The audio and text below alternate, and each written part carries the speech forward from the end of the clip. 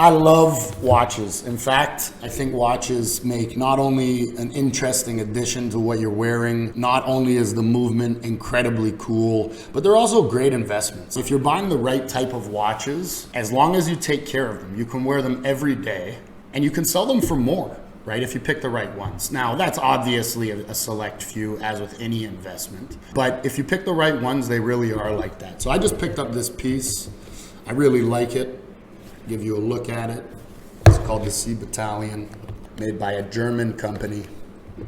I'll give you a peek inside. So you can just see, right, it's so well made, the precision, you know, the movement, the way that second hand just slowly moves along, not ticking like a quartz movement, but just sliding across the dial, right? I love it. I live for watches. It's one of my favorite things. I try to buy as many as I can, and I'm always really interested in new watches that come out, which leads me to what is the point of this video. The point of this video is to give you a good understanding of where China's at in the world when it comes to watch manufacturing. So I'll start with a hot take. The only thing that China can't make at par with the best watch manufacturing in countries in the world, Switzerland, namely Japan.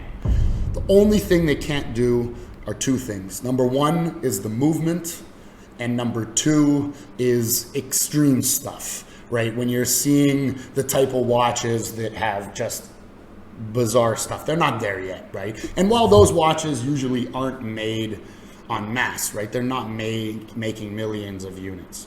The Rolexes of the world, the Patek Philippe of the world, the APs, right? The Hublot, those types of brands, outside of the bizarre stuff they're doing, their standard offerings, China is getting close to matching in so many ways, right? And I know that's a hot take and it's gonna ruffle a lot of feathers, but I'll give you a little anecdote.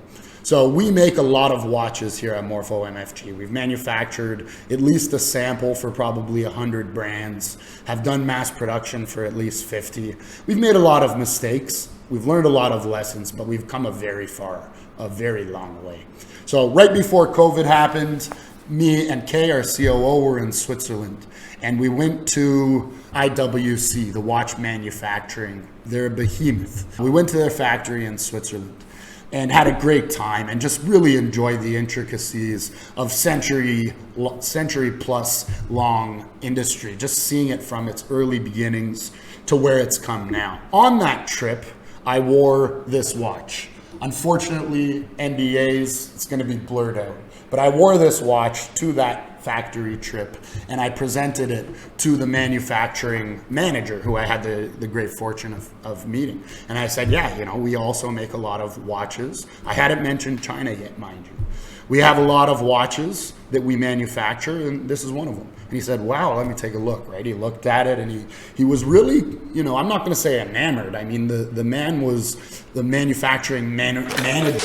The man was the manufacturing manager of one of the most successful, beautiful watch companies in the world, right? IWC, I don't have one, but the Portuguese is one of my favorite watches ever, right? It's just, I will throw up a picture, but it's just incredibly made, the craftsmanship, everything.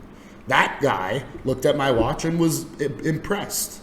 And he asked me a few questions and he said, wow, you know, it's really quite precise. And he said, where'd you make it? And when I told him China, the conversation completely changed, right? It went from, that's a great watch, cool, let me talk to you about the watch industry, to quite defensive. And that is kind of across the board the way that Switzerland is looking at China right now. They're sending China less movements. Things are getting more expensive. And sure, you can rack that up to supply chain difficulties, COVID, pandemic, whatever.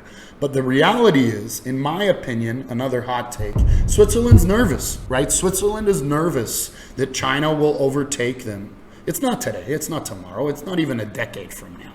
But 100 years from now, 50 years from now, 20 years from now, maybe even a decade from now. Those things are possible.